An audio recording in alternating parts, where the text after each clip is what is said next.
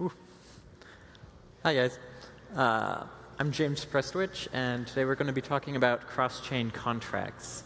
So this is going to be the nice technical interlude between all the sales pitches. And to do my part to keep the conference on track, I'm going to keep it really short. I think my slot's 10 minutes. I'm going to go for 5. All right, quick about me. I'm the co-founder of Storage Labs, Inc. I left last year to start Summa. We're working on cross-chain atomic contracts.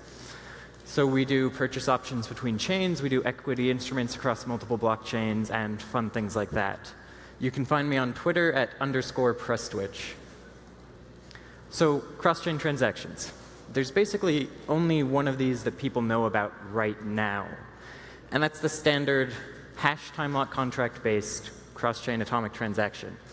So this is a hash time lock contract. It's written in Bitcoin script, and you don't need to worry about it at all or even know what it does. It's actually really, really simple. It says that Bob can spend the money if he reveals a secret, or Alice can reveal the money if she waits, can get the money if she waits. So all of this complex stuff is just speccing out Bob needs to reveal a secret, or Alice needs to wait. Whoever successfully does that gets the money. So to make a cross-chain transaction, we do one of these on each chain, and we make them symmetrical. So on Bitcoin, we have Alice reveal the secret, or Bob waits. On Zcash, we have Bob reveals the secret, or Alice waits. So because Bob knows the secret, he can use it to get the Zcash. Then Alice learns it, seeing it on chain, and uses it to get the Bitcoin. So they've successfully done an exchange of their currencies. It actually looks more complex than it is. In practice, it's pretty simple. We're going to make 2 transactions on each chain, and that accomplishes the currency exchange. So there's also bad news. These cross-chain transactions kind of suck.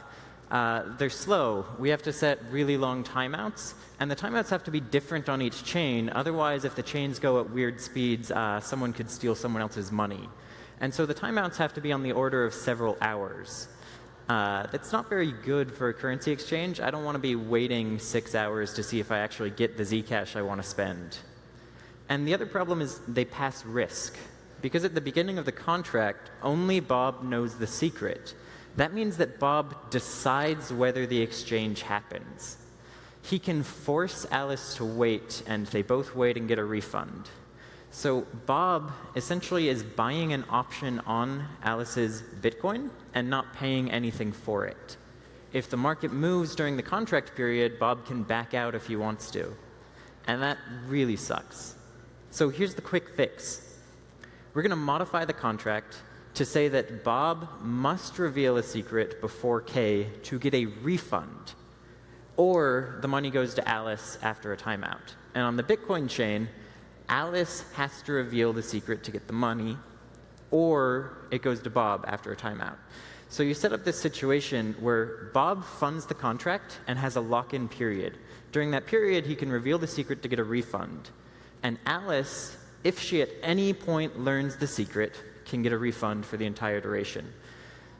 So once the lock-in period is passed, there's no way that Bob's going to reveal the secret because he would lose all of his money and not get anything in return. So once the lock-in is passed, no one's going to get their money back and the exchange is locked in. Because we can lock it in this way, we can make it shorter duration, so it can happen within a few blocks rather than within a few hours. And we make it so that Bob doesn't have optionality. Bob is not passing risk to Alice. Bob doesn't get to steal Alice's money for an arbitrage opportunity. Once we're past the lock-in time, the trade is locked in. And that's how you take the standard cross-chain transaction and make it better. And that's all I got. Thanks, everybody.